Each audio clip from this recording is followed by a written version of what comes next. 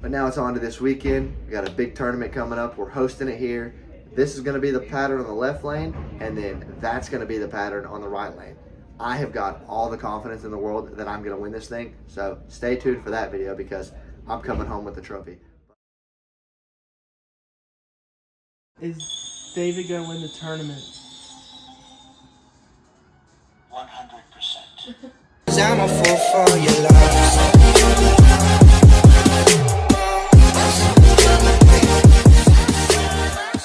What's up, everybody? Welcome back to my YouTube channel. No, it's not a league night. We got a tournament. We got a double sport shot 4-game qualifier, cut to the top 5 for a step ladder. This is the pattern on the right lane, and that's the pattern on the left lane. I'm gonna be honest, I think scores are gonna be extremely low, but I could be completely wrong. Somebody could come out and shoot 250. I ain't got a clue.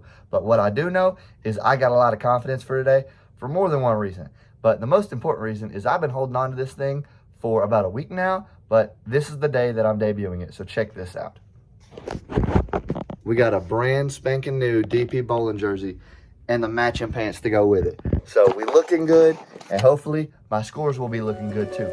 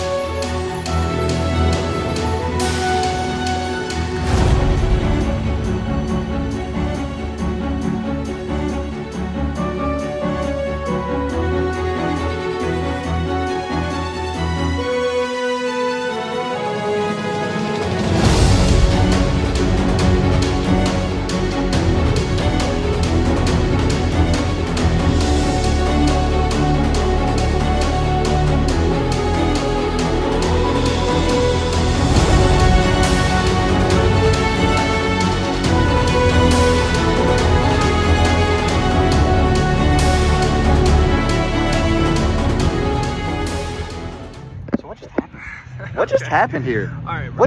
What just happened? First game First game? of match play. Uh-huh. You shot a 137 and he shot a 110. Game over for anyone else but David Painter. And then you find out one lane, and your I was opponent dialed. folded.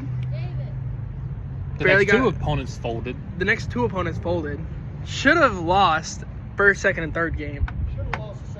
Should have lost the second game. Shoulda, Third game. coulda, shoulda, woulda. We came up with the dubs. Now we going to eat. Woo! So as the tournament started, I was on lanes 1 and 2, worst pair in the house, and I wasn't too sure what I was gonna do yet.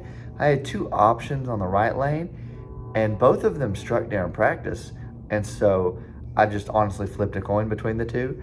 And then on the left lane, I had a line with urethane, and It was okay, I would say. I did not strike until about the 7th or 8th frame of the first game, and I shot a 125. So I'm like, oh no, this ship's gonna go down real quick. But I start looking around, and not a single score, except for one, was above a 200. So I was like, okay, I'm feeling okay, because the 1-200 that I saw was on my pair, and he got very lucky on a couple shots. I was like, that's not gonna last. So we got the scores imported, and I was in 22nd after game one, but I was only about 30, 40 pins out of, top 10. So all I knew is I had to figure it all out, put it together, and we'd be good. So we moved to the next pair. We make the jump to 9 and 10. And so I changed balls on the left lane, and I threw my original phase. I polished it up before the tournament, thankfully, because from that point forward, I never changed balls. So I went 180, 170, 190 to end it. And so I made the cut as the number 4 seed. So we made the match play. So round number 1, we're bowling the number 5 seed, and it was ugly to say the least. I went 9 spare, they went 5-4. I went 4 count spare, they went 8 miss. Then I went 8-1, they went 3 spares. I'm being screamed at. But it was ugly to say the least. So game number 1, I ended up switching balls at the start of this game, and that probably was not a good idea. I threw the absolute, because during the 2 shots of practice that I got, I was able to get a little more carry, so I figured that it would work. Well, it didn't, but I ended up winning, squeezing past 137 to 107. So moving on to the second round, I could not strike on the left lane at all that game. I went strike, 8-1, strike, 9 miss, strike, 8 spare, strike, 9 spare.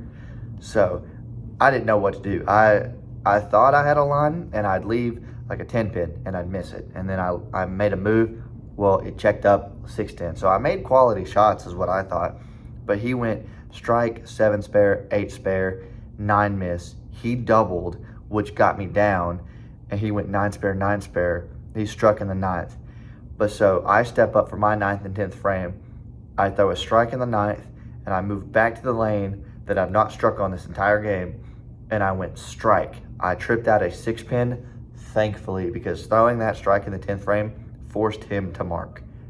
Next ball, I could have struck again to force him to strike instead, but I made a move and I left a 4 pin. So ended up sparing it, moving on. His 10th frame, he needed a spare, and he left the 1, 3, 6 on the short lane that was hooking off the rip. And I knew that it was a spare in the middle of the lane, and he had a chance to overhook it. And sure enough, he did. He chopped it, just got the head pin. So I moved on, by the grace of God, 185 to 180. Now on, facing the number 2 seed. This game was the game that I felt was my best game. It was my best score of the whole set of the match play. I won 189 to 155. He left a split in the 6th frame. He left the 6-7 on the short lane, and he chopped it. Obviously, got the 1, and then he moved back to the more controllable lane, let's say, and left a 7 count. I don't remember what it was, but he whiffed it. And from that point forward, all I had to do was just mark the rest of the way. And so by the 8th frame, I pretty much had it sealed up. And so he finished out. He struck twice in the 10th and guttered. And so I changed something. So I could have had a 200 that game, because I had a strike in the 9th, and I just tested something so that I could try to find a different line for the championship, because I was very, very confident with the right lane, but I was still a little bit shaky with the left lane. I had moved back to the phase coming into this game, and so I ended up being able to find a strike line, but it was still, I had to be very, very accurate, and I didn't like the line that I was playing, for say, because I could have left a 4-9 at any moment. So on to the championship. This was the one that I was most worried about when it comes to the Teen Masters pattern, because I felt like I had the second best line. He had the best line, hands down, because he took a spare ball and sanded that thing down to 500. So he was hooking it. I was slinging it extremely hard at the head pin, and so he had an actual motion with the ball. Mine was very direct. But he goes strike on that lane. My turn, I go 8 spare, 6-3, I chopped it. And so he steps over to the US Open pattern and goes 7 miss. He left the 3-6-10 and whiffed it. So he goes back to the Teen Masters pattern and he pulled it and he chopped 3 off the side of the rack. And so I was getting a little like, okay, he might open here and it might like open the door for me to put some marks together. And he got a spare. And so then I step up, I go 9 spare, 8 spare. Well, he comes up and he goes strike, baby split, I believe is what it was. He left a 8, he got 8-1. I think it was the baby split. I can't remember right off the top of my head. But so then he goes that, and then I go strike 8-1. And so I open the door right back up. He goes strike 7 miss.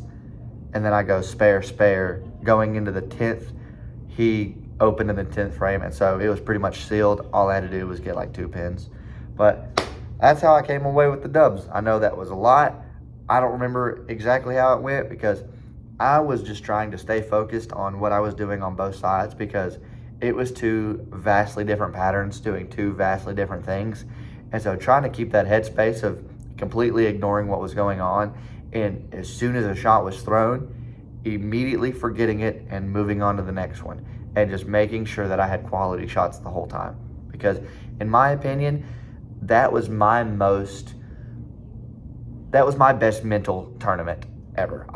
My mentality was perfect from the get-go, outside of game 1, but even after game 1 and what happened, I was on that mindset of that's completely fine. Like, I'm still going to win this tournament. I had no doubt in my mind that I could come back, make the top 5, and make a run for it.